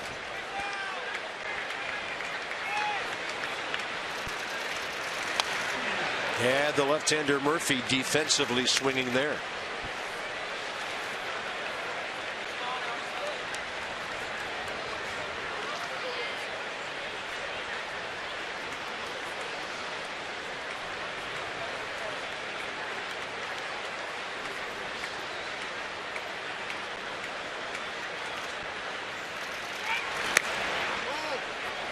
That's a free and easy 96. Really nice ovation for Doug Fister when he came off the mound right there from the fans here at Nats Park, and just kind of cemented his status as the horse of this bullpen, the ace tonight. Staff, excuse me.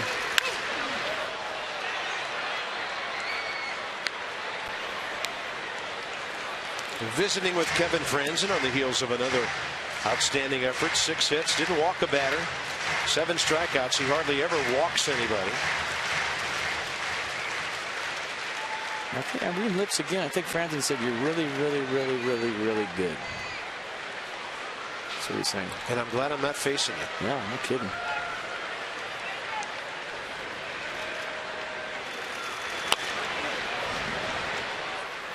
Breaking stuff is sharp too. That was a slider at 90.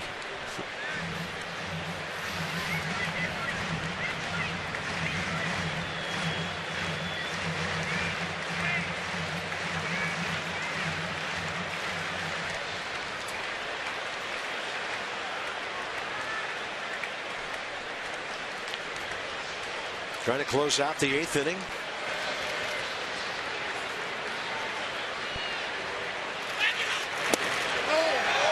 Wow, a 2-2 bullet for a 1-2 pitch. That was a bullet that just missed.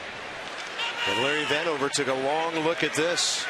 Look at everything down and away. Just kind of a crossfire guy.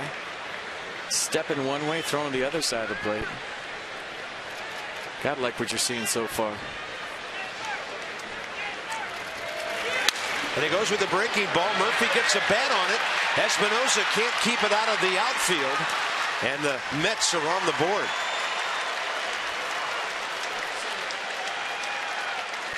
RBI by Murphy on his 2nd hit of this night. And now he has 40 multi-hit games this year. He can hit. I mean, left on left, guy throwing 97-mile-an-hour fuzz. You hang in there on a nasty slider down the way and get the barrel to the baseball. 2-out RBI knock. I don't think it mattered if Espinosa got that. Might have saved the run, but I think Lagares was going all the way, and what a nice piece of hitting by the Mets second baseman. Unearned run because of the error. There's David Wright.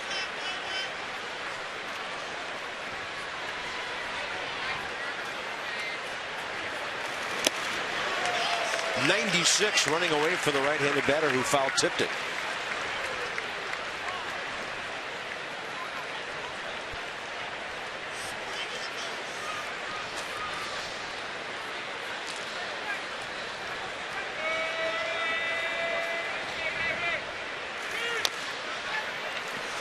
We used to say this about the Cardinals bullpen in 2012. I think it applies for a lot of bullpens in the major leagues now. You got guys throwing 95, 96, 97, upper 90s.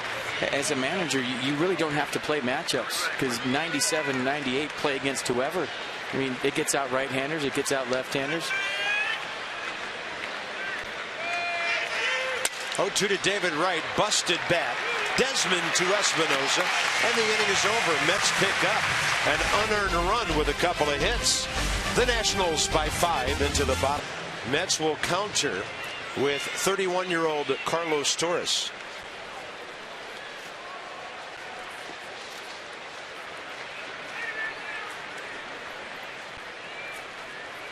A lot of fastballs. And 92 up and away.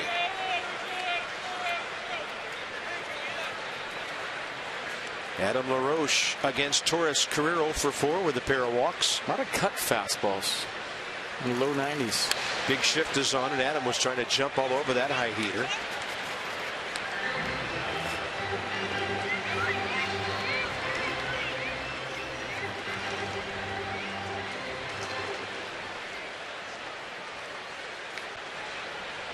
Shortstop and second baseman.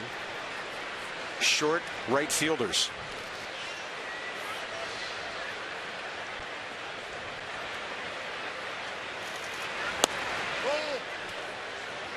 .83, not a bad looking pitch. 2-1.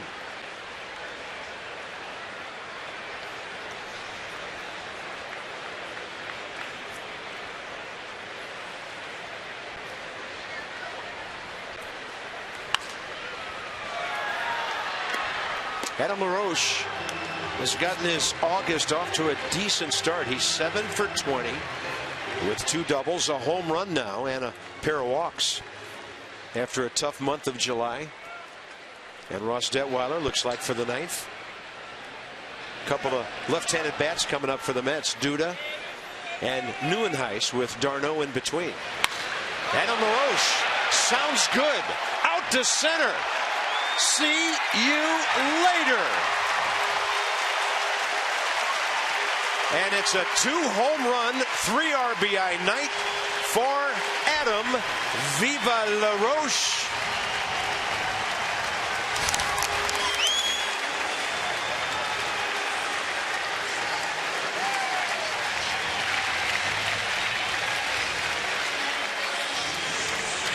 The first Nat with a multi-home run game this season. You're looking at him. It's Adam LaRoche.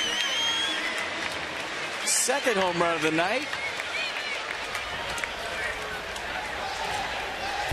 And he's not even to Atlanta yet and talking to Chipper Jones. Tapper left side.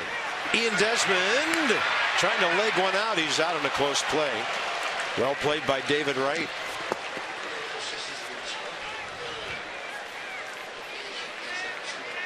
Well, 23rd time Adam LaRoche has hit 2 or more home runs. You're looking at number 2 right there. And just the balance tonight. You can just see the torque. And he's letting the ball get deeper. And they've been working at creating that angle down to the baseball and right to it. You're seeing it tonight working big time. Little forearm bash for Bryce Harper. What a night. Great play at first. A couple of homers. Rick Shue saying, I taught you everything you know. Nice.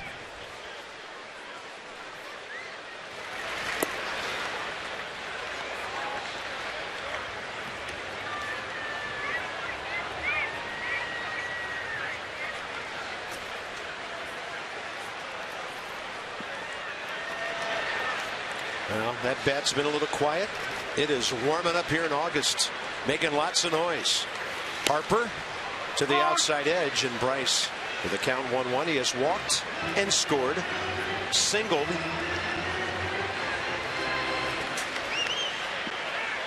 and against Torres 1 for 4. Got ball on the field and right. Ball ricocheted evidently out of the bullpen.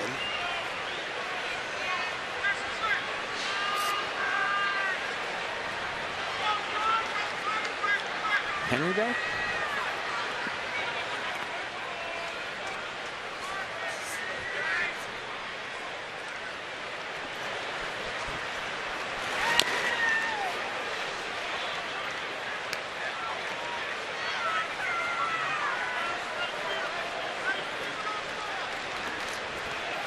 Last September on the 7th against the Miami Marlins, Ryan Zimmerman hit 2 home runs. Last Nat to do it before tonight. It's been a while. I think I heard an announcement that was the 23rd multi-homer game in the career of Adam LaRoche. Yeah, because I said it right next to you. Oh, I'm sorry. That's where you heard it. I heard it twice. Jacob deGrom takes on Jordan Zimmermann tomorrow. And deGrom has 6 wins and .277 ERA. I voted for him for National League Rookie Pitcher of the Month. He went 4-0 in August, and he's 5-0 with a 104. Jordan Zimmermann trying to stop his momentum in what the Nats hope is a rubber game tomorrow.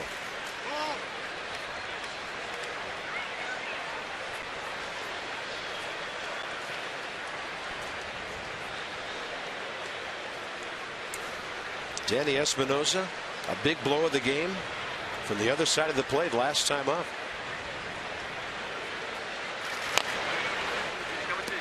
All right, we promised you earlier in the game, it's Miller time, brought to you by Miller Lights. And just like you were talking about, the backbreaker tonight for the Mets, Danny Espinosa digging out an off-speed pitch, lining it into the bleachers and left, and that would give the Nationals a 6-0 lead. Yeah, Jonathan Nice was stunned that Danny was able to go down and do that with that pitch. Pretty good helmet taker off for guy right there, Ian Desmond. Did you see that little flip of the helmet? Then he caught it. That was impressive. Nasty breaking ball. He was on the run. He took the helmet off. It did a couple of flips, caught it. Nice. Becoming an art form down there. It is. Give that one a 9.5.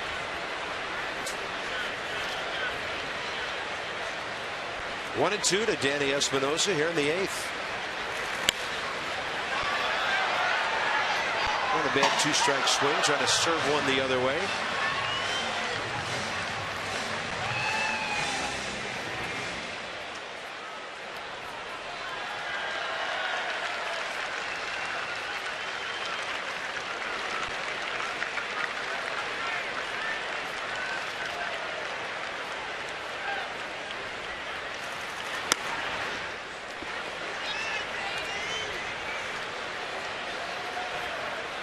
Nationals trying to go back to 10 over 500.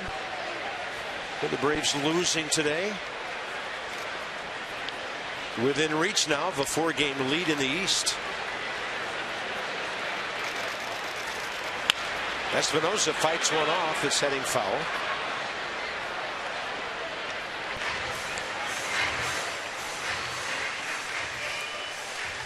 Got to take advantage when the other team is scuffling and the Braves are coming off an 0-8 road trip.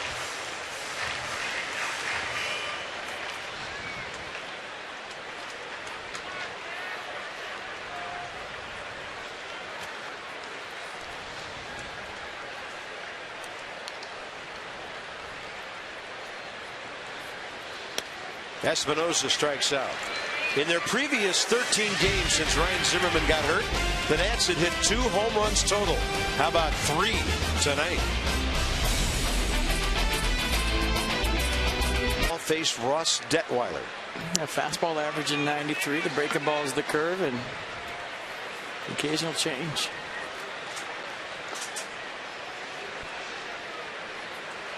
.33rd appearance for Ross. Trying to get the last 3 outs here against the Mets. By the way, the Nats, efficient offense tonight. 7 runs, 9 hits, 3 runners stranded. 3.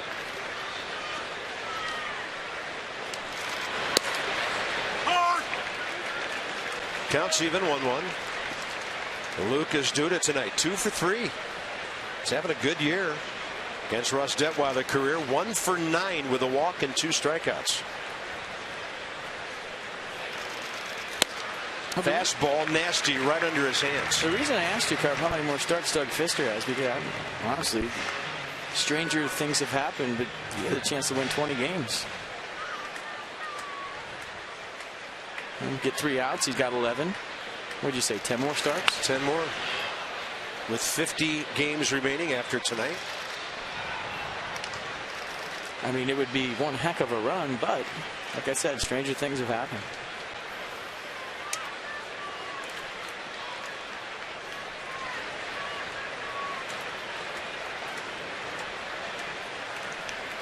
1-2, and a check swing by Duda on a pitch that was low.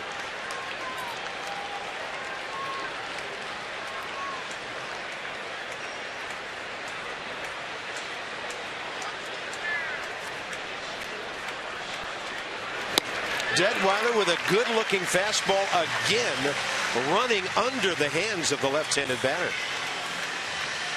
They just move it around, cut one away, then comes back in right there at 94. A little two-seam action on that runner inside to Lucas Duda. Next up, the catcher, Travis d'Arnaud.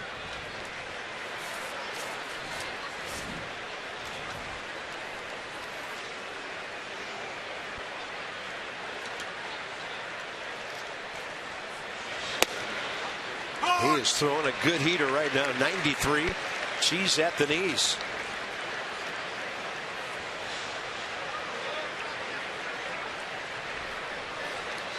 d'Arnaud facing Detwiler for the first time. Goes to right. Souza comes in and traps it, able to keep the ball in front of him. Travis d'Arnaud, first base hit tonight. Good swing by d'Arnaud. Good effort by Souza. And a good job of keeping that ball in front of him. If that goes to the wall, who knows?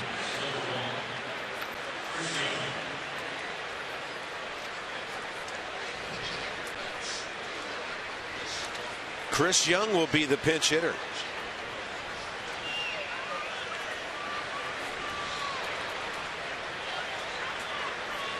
Started last night in right field. 1 for 3 with a base hit, walk, and a run scored. He was the base runner that Jason Worth threw out at the plate last night.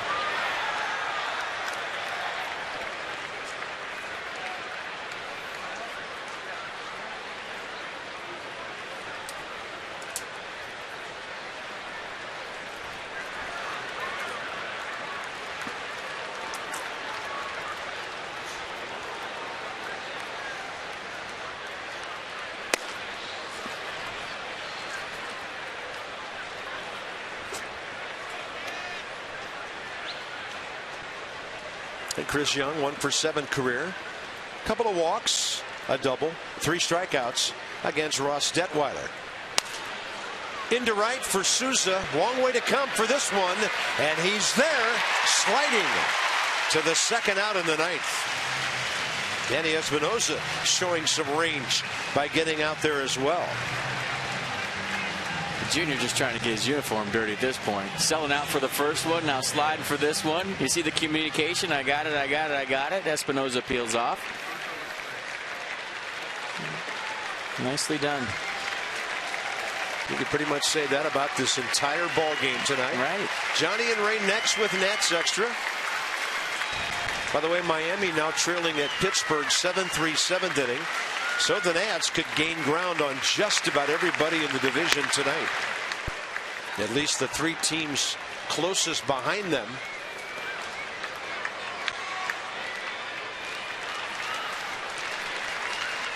And the last hope for the Mets, Juan Lagares. 0 for 2 career against Detwiler. And Ross Detwiler is pitching right now with as much confidence as he has his entire career. He has really transformed into a solid left-handed reliever here. One thing you could take away from tonight's game is you got 2 lefties in your bullpen that throw mid-90s. How about that?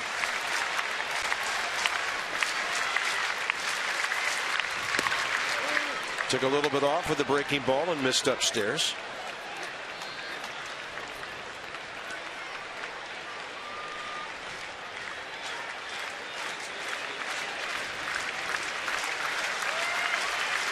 And a 2-1 pitch.